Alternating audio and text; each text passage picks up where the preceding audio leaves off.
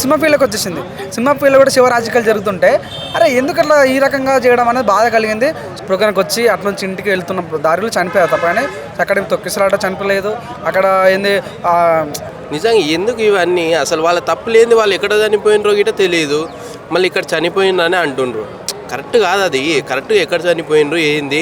So Pawan Kalyan దెబ్బ కొట్టాలంటే cinema నుంచి దెబ్బ కొట్టాలి. సో ఆ రకంగా చనిపోయారు కాబట్టి అప్పుడు అల్లాజింగ్ చేశారు, పవన్ కళ్యాణ్ గన్ చేస్తలేరు అని ఆ రకంగా ట్రోల్ చేస్తున్నా కానీ సో ఏదో రాజకీయాలు లబ్ధి పొందడం కోసం తప్ప కానీ అసలు ఇది గిట రాజకీయం అయిపోయింది. ఇది గిట రాజకీయంగా వాడుకుంటుండ్రు, రాజకీయ నాయకులు వాడుకుంటారు, ఇటు సినిమా వాళ్ళు గిట వాడుకుంటారు. అట్లాంటి పరిస్థితి తెచ్చుకున్నారు.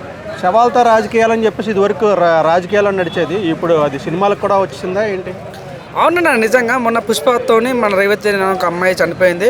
సో దానికి వాళ్ళు నష్టపరిహారం చేస్తే పాపం అల్లార్జున్ జైలు కూడా వెళ్ళిండు. మొన్న రీసెంట్ బెయిల్ కూడా వచ్చింది. కానీ ఇప్పుడు దాన్ని మనసుగా తీసుకొని మన వైసీపీలో పవన్ కళ్యాణ్ అరెస్ట్ చేయాలి, రామ్ చరణ్ అరెస్ట్ చేయాలంటే నిజంగా పవన్ కళ్యాణ్ ప్రీలిజం చాలా క్లియర్. ఇప్పుడు చేతులు దండం పెట్టి చెప్పాడు, ఇంటికి జాగ్రత్త వెళ్ళండి, చాలా జాగ్రత్త వెళ్ళండి. సో మీ ఇంటికాడ మీ పేరెంట్స్ వెయిట్ చేసి ఉంటారు, మీ ఇంట్లో పెద్దలకు వాళ్ళ పాదాభి వందనలు అడిగని చెప్పని కూడా పవన్ కళ్యాణ్ చెప్పాడు. సో దాన్ని బట్టి అయితే వాళ్ళు ముందు అంచనాలు వేశారన్నమాట. సో ఇక్కడ చూడన్న తెలంగాణ ప్రభుత్వము ఈ సినిమా ఫీల్డ్కు చాలా పటిష్టంగా ఉందని వాళ్ళు తెలంగాణ వదిలేసి ఆంధ్రప్రదేశ్లో వేసుకున్న ప్రోగ్రామ్. అక్కడ పోయిన తర్వాత అక్కడ వచ్చిన ఫ్యాన్స్ కూడా పాపం వాళ్ళు అకస్మాత్తుగా వాళ్ళు ప్రోగ్రామ్కి వచ్చి అటు నుంచి ఇంటికి వెళ్తున్న దారిలో చనిపోయారు తప్ప కానీ అక్కడ తొక్కిసలాట చనిపోలేదు. అక్కడ ఏంది ప్రోగ్రామ్కి వస్తున్న విషయం మా పవన్ కళ్యాణ్ ముందు తెలియదు, చనిపోతున్నా ముందు తెలియదు. సో తెలిసి కూడా తెలియనట్లు తను రేపు నాకు ముందు తెలిసిందని ఒకరోజు డైరీ తెలిసింది తెలియదు చెప్పలేడు.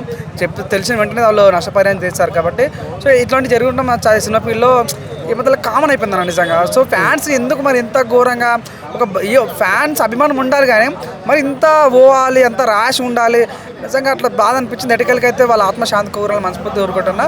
కానీ కావాలని కొంచెం రాజకీయ కక్ష పూరితంగా చూసుకుని ఒక అంత ఎత్తాను అనుకుంటే సినిమా ఫీల్డ్కి వచ్చేసింది.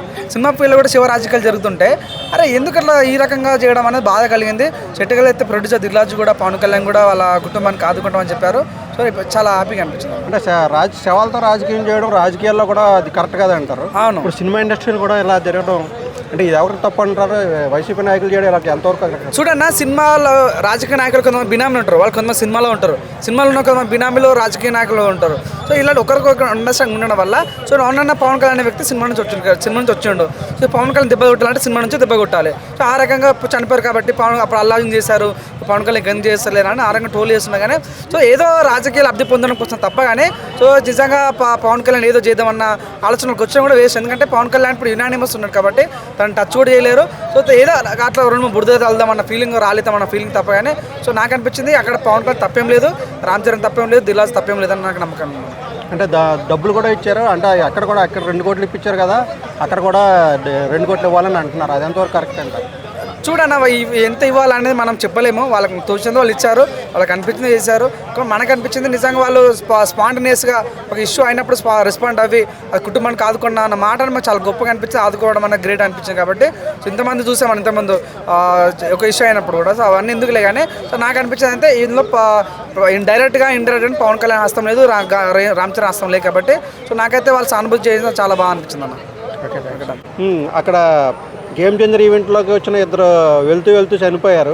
అవునన్నా. ఇప్పుడు అల్లు అర్జున్కో న్యాయమో మీకో న్యాయం అని చెప్పేసి వైసీపీ వాళ్ళు అడుగుతున్నారు. మీరేమంటారు? మీకేమనిపిస్తుంది? ఇప్పుడు వాళ్ళు ఇక్కడికి వచ్చి చనిపోలే, వాళ్ళు ఎక్కడో చనిపోయింది అన్నారు. వీళ్ళకి సంబంధం లేని మ్యాటరు ఎందుకు రాజకీయంగా పైకి తెచ్చి అల్లు అర్జున్కో న్యాయము, మీకో న్యాయము, ఈ వైసీపీ వాళ్ళు కానీ నిజంగా ఎందుకు ఇవన్నీ అసలు వాళ్ళ తప్పు లేని వాళ్ళు ఎక్కడ చనిపోయినరో గిట తెలియదు.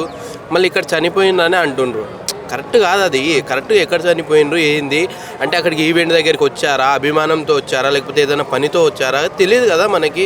వాళ్ళు ఎక్కడ చనిపోయినరో తెలియదు. వీళ్ళు హాట్ టాపిక్గా తెచ్చి పవన్ అన్న పేరు తగ్గిద్దామని చూస్తున్నారు కానీ అది ఎప్పటికీ తగ్గదు, అది జరగని పని.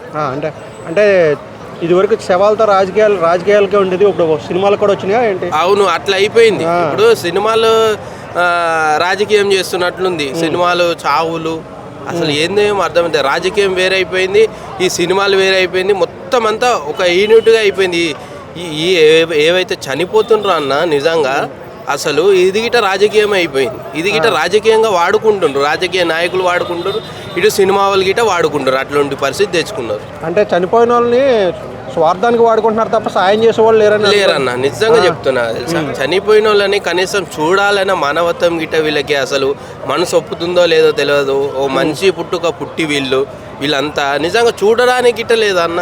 గతంలో అల్లర్జున్ గిట్ట అట్లనే చేసిండు. అసలు చనిపోతే వ్యక్తి దగ్గరికి వెళ్ళి చూడడం పోవడం ఎంత దుర్మార్గం వీళ్ళది. ఇందులో ఎవరు తప్పుంది అనుకుంటున్నారు? పవన్ కళ్యాణ్ గారు, వాళ్ళు రామ్ చరణ్ గారు తప్పుంది అనుకుంటున్నారు, వైసీపీ నాయకులు తప్పుంది అనుకుంటున్నారు? అసలు ఏంటంటే అసలు ఇక్కడ పవన్ కళ్యాణ్ అన్న తప్పు లేదు, ఈవెంట్ పెట్టిన వాళ్ళ తప్పు లేదు, ఎవరిది తప్పు లేదు.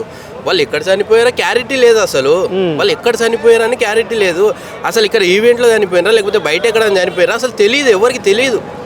అటువంటి దాన్ని ఆయన మీద నిందనేస్తారేంది వీళ్ళు అర్థం కాదు. పవన్ కళ్యాణ్ అన్న మీన, గేమ్ చేంజర్ మీన, సినిమా మీన అక్కడ చనిపోయినని క్లారిటీగా తెలిసిన తర్వాత అవును ఎవరిది తప్పు ఉంది, అక్కడ ఈవెంట్లో ఏం జరిగింది, అంత తొక్కిసలాట ఏమైనా అయ్యిందా, అంత ఘటన అయ్యిందా, వాళ్ళిద్దరు చనిపోవడానికి కారణం ఏంది, ఏం తెలియకుండా పవన్ కళ్యాణ్ అన్న ఈవెంట్కి వెళ్ళినందుకు చనిపోయినాయి. ఎంత దుర్మార్గం ఇది తెలుసా. వీళ్ళు మాట్లాడే మంచి పద్ధతి కాదు. తెలుసుకొని క్లియర్గా తెలుసుకొని ఏమైంది, ఏం జరిగింది, ఏంటిది అనేది తెలుసుకున్న తర్వాత మీరు మాట్లాడితే దానికి అర్థం ఉంది. కానీ అక్కడ చనిపోయిందని అంటే ఇది రాజకీయాలను ఎలా చూస్తారు? దిగజాడు రాజకీయాలు అంటారా, ఏమని అంటారు? నిజంగా చాలా దిగజారిపోయిన రాజకీయం అయిపోయింది ఈరోజు. ఏది మన గతంలో చూసుకుంటే అల్లర్జున్ గారిని ఇట్లా చనిపోతే ఇట్లా అయిందని వాళ్ళు వైసీపీ వాళ్ళు కుట్రలు చేసి ఏదైనా చేసినట్లు ఉంది. ఇది అయితే స్పష్టంగా ఇది కనిపిస్తుంది. అంటే వైసీపీ వాళ్ళు ఏదో చేసి దీన్ని హఠాత్తుగా పైకి తెచ్చినట్లుంది. అంటే ఇక్కడ ఒక్కరు చనిపోతే అక్కడ ఇద్దరు చనిపోయినట్లు. ఇదంతా రాజకీయం ఎట్లా అంటే చెత్త అయిపోయింది అన్న నిజంగా. ఓకేనా?